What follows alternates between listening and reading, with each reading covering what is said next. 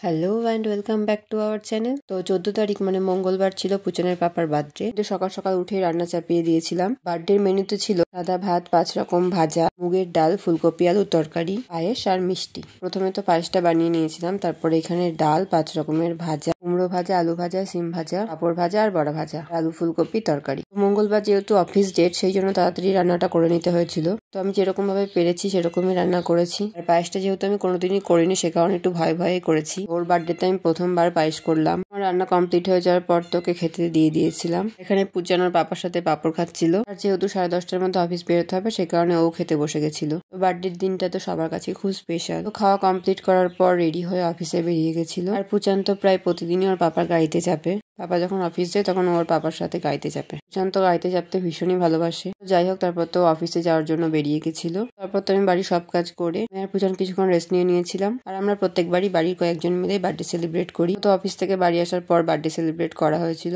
তো সেই জন্য সন্ধ্যাবেলায় বেলুনগুলো ফুলিয়ে নিয়েছিলাম। তো আমার মনে হয়েছিল যে এখানে কেকটা কাটলে বেশি ভালো উঠবে ছবিটা, সেই জন্য এখানে ডেকোরেশন করেছিলাম। 2024 14 জানুয়ারিতে পূজানের মুখে প্রসাদ খাওয়ানো হয়েছিল। 14 জানুয়ারি ওর পাপার জন্মদিনের ডেটেই। আগের বছর এই দিনটাতে তো বাড়িতে অনেকই লোক ছিল। আর প্রোগ্রাম যেহেতু দিনে হয়েছিল, সে কারণে দিনে অনেকেই লাঞ্চ করে বাড়ি চলে গেছিল।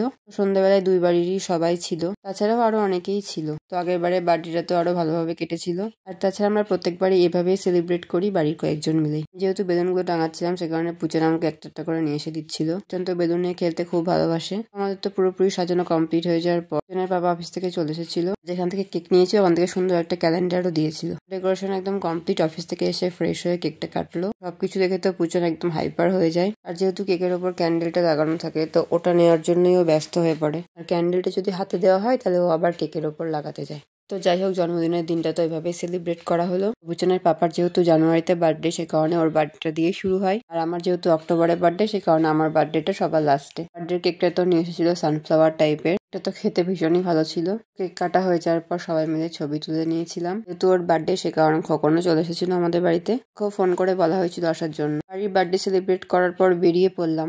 গিয়েছিলাম গোস্বামী বেকারিতে কেক কেনার জন্য। বেকারিটা আগের চেয়ে অনেক ভালো করেছে, সুন্দর সুন্দর কেক পাওয়া যায় এখন। তো কেক কেনার পর চলে গেলাম আমাদের বাড়িতে। আর কাছাকাছি দুটো বাড়ি হলে এটাই হয়, সেই জন্যই দুই বাড়িতে সেলিব্রেট করা হয় আমার পূজন আর পূজনের পাপার জন্মদিন। আমাদের বাড়িতে যেতে যেতে মোটামুটি 9টা হয়ে গেছিল। তো ওখানেও পূজনের পাপার বার্থডেটা কেক কেটে সেলিব্রেট করেছিলাম। সেই দিনটা তো আমরা খুব ভালোভাবেই কাটিয়েছি। প্রত্যেকের কাছে নিজের জন্মদিনটা স্পেশাল একটা দিন। তো যাই হোক, বার্থডের দিনটা তো এভাবেই সেলিব্রেট করলাম। তো সেদিন তো বাইরে আর কোথাও যাইনি, আমাদের বাড়িতেই ছিলাম। তো তারপর তো বাড়ি আসতে আসতে মোটামুটি 11টা হয়ে গেছিল। তো কেক কাটার পর তো সবাই মিলে ছবিও তুলে নিয়েছিলাম। আমাদের তো ছবি তোলা একদম মাস্ট। ছবি তুলতে আমরা সবাই খুব ভালোবাসি। তো সেদিনের বার্থডে সেলিব্রেশনের তো প্রত্যেকটা মুহূর্ত তোমাদের সাথে শেয়ার করলাম। তো সেদিনের সারা দিনটা কিভাবে কাটালাম সেটা তোমাদের সাথে শেয়ার করলাম। তো সবশেষে তোমাদের সাথে গিফটগুলো শেয়ার করলাম। তো প্রথমে যেটা শেয়ার করলাম সেটা হচ্ছে বর্নভিলের একটা ক্যাডবেরি। এটা গিফট করেছিল রানী। ওর বার্থডের দিন ওকে গিফট করেছিল এই ক্যাডবেরিটা। এই ক্যাডবেরিটার টেস্টটা তো ওর ভীষণই ভালো লেগেছে। নেক্সট হলো ও যেই জ্যাকেটটা পরে আছে, সেই জ্যাকেটটা মানে ব্ল্যাক অ্যান্ড হোয়াইট জ্যাকেটটা, ব্ল্যাক হোয়াইট আর রেড জ্যাকেটটা। তো এই জ্যাকেটটা গিফট করেছিল মা আর বাবা দুজনে মিলে। তো জ্যাকেটটা তো ও আগের দিন গিয়ে পছন্দ করে নিয়ে এসেছিল। আর ও যে চশমাটা পরে আছে সেটা আমি গিফট করেছিলাম। আমি তো গিফট করেছিলাম আগের দিন রাতে, আগের দিন 12টার পর যখন বার্থডে উইশ করেছিলাম তখনই গিফট করেছিলাম। চশমাটাকে পরে কেমন লাগছে সবাই অবশ্যই কমেন্টে জানিও। ভিডিওটা সম্পূর্ণ দেখো। ভিডিওটা ভালো লাগলে লাইক কমেন্ট শেয়ার অবশ্যই করো। যারা এখনো পর্যন্ত আমাদের চ্যানেলটা সাবস্ক্রাইব করোনি বা যারা চ্যানেলে নতুন, তারা অবশ্যই আমাদের চ্যানেলটাকে সাবস্ক্রাইব করে দিও। আর পাশে থাকা বেল আইকনটা প্রেস করে দিও, যাতে আমাদের দেওয়া প্রত্যেকটা ভিডিও তোমাদের কাছে এসে পৌঁছায়। বার্থডে স্পেশাল কিছু ছবি তোমাদের সাথে শেয়ার করলাম। লাস্ট আর একটা গিফট শেয়ার করলাম, যেটা দিয়েছিল ওর জন্মদিনে আমাদের দিদি। স্লিভলেস সোয়েটারটা ওর বার্থডেতে ওকে গিফট করেছিল। ভিডিওটা এখানেই শেষ করলাম। ভিডিওটা সম্পূর্ণ দেখে অবশ্যই কমেন্টে জানিও কেমন লাগলো। আবারও দেখা হবে নতুন কোনো ভিডিওতে। আবারও খুব তাড়াতাড়ি তোমাদের সাথে দেখা হবে একটা নতুন ভিডিও নিয়ে। সেদিনে বার্থডে দিনটা তো আমরা সবাই মিলে খুব এনজয় করেছি। আমরা চেষ্টা করবো আমাদের প্রত্যেকটা ভালো মুহূর্ত তোমাদের সাথে শেয়ার করার। তো তার জন্য তোমাদের সাপোর্ট সবার আগে প্রয়োজন।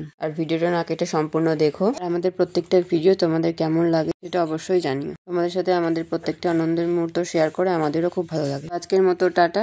আশা করছি আবারও খুব তাড়াতাড়ি দেখা হবে আবারও নতুন কোনো ভিডিওর সাথে। আমরাও চেষ্টা করব তোমাদের কাছে আর নতুন নতুন ভিডিও আনার।